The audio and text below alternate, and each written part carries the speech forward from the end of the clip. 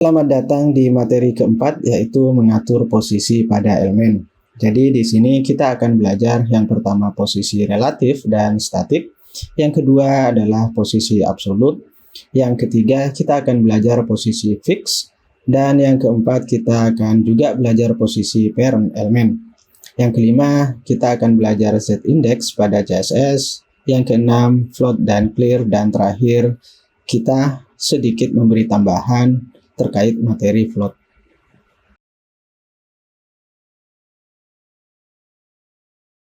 Kita masuk pada materi yang pertama, yaitu mengenai posisi relatif dan statik.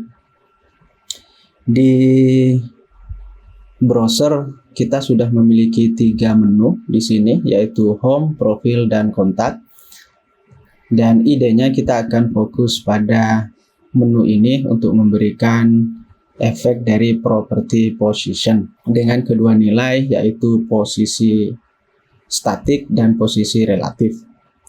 Langsung aja kita bahas satu persatu, yaitu pertama posisi statik, yang mana posisi statik itu adalah default dari CSS terhadap elemen HTML. Jadi defaultnya mengikuti urutan elemen HTML. Nah, kalau teman-teman lihat seluruh elemen yang ada di HTML, baik itu elemen menu, kemudian elemen heading 1, heading 2, dan seterusnya, itu secara default memiliki posisi statik yang mengikuti urutan atau order dari elemen HTML. Yang kedua adalah posisi relatif, di mana posisi relatif ini dia seperti punya posisi sendiri dan tidak mengikuti urutan HTML. Langsung aja kita praktekkan di sini. Pertama, saya butuh ID untuk parent menu di sini dengan nama posisi.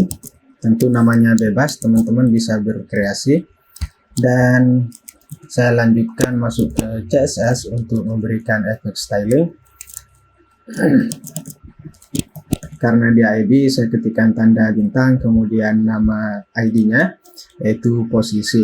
Nah, untuk melakukan efek relatif pada property position, caranya cukup mudah. Teman-teman tinggal mengetikkan position seperti ini, kemudian value-nya adalah relatif. Kalau teman-teman lihat di browser sekarang, nggak akan ada perubahan apa-apa, karena posisi relatif ini sendiri akan terlihat efeknya pada saat kita sudah mengatur posisi vertikal atau horizontalnya. Saya contohkan di sini, saya ingin untuk menu ini sedikit bergeser ke bawah. Caranya adalah dengan mengatur properti top menjadi nilainya 40 pixel. Kita cek di browser, di sini dia sudah bergeser ke bawah, jadi tidak lagi mengikuti urutan elemen HTML. Jadi dia seperti memiliki posisi sendiri, teman-teman. Teman-teman ingat bahwa defaultnya secara statik harusnya posisi menu ini ada di urutan pertama, yang kedua adalah elemen garis, yang ketiga adalah heading 1. Tapi dengan posisi relatif kita bisa mengatur posisinya sesuai keinginan kita. Seperti contoh yang baru saja kita lakukan, dia sedikit bergeser ke bawah. Nah, bagaimana kalau kita ingin mengatur posisinya secara horizontal? Tentu bisa ditebak, kalau secara vertikal kita bisa ngeset top atau bottom.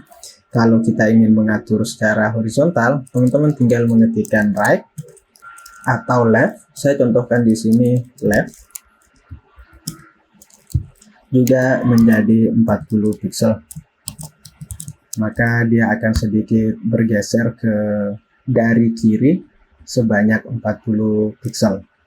Nah, di sini teman-teman seharusnya kalau sudah mengatur topnya, teman-teman tidak perlu lagi mengatur bottom. Atau jika teman-teman sudah mengatur posisi bottomnya, justru teman-teman juga seharusnya tidak perlu mengatur posisi topnya. Jadi tinggal pilih salah satu. Begitu juga dengan posisi horizontal, teman-teman jika sudah mengatur posisi leftnya, tentu teman-teman tidak perlu mengatur posisi right-nya. Dan begitu sebaliknya. Sekarang apa yang terjadi jika kita mengubah position ini menjadi static? Langsung aja kita lihat bedanya.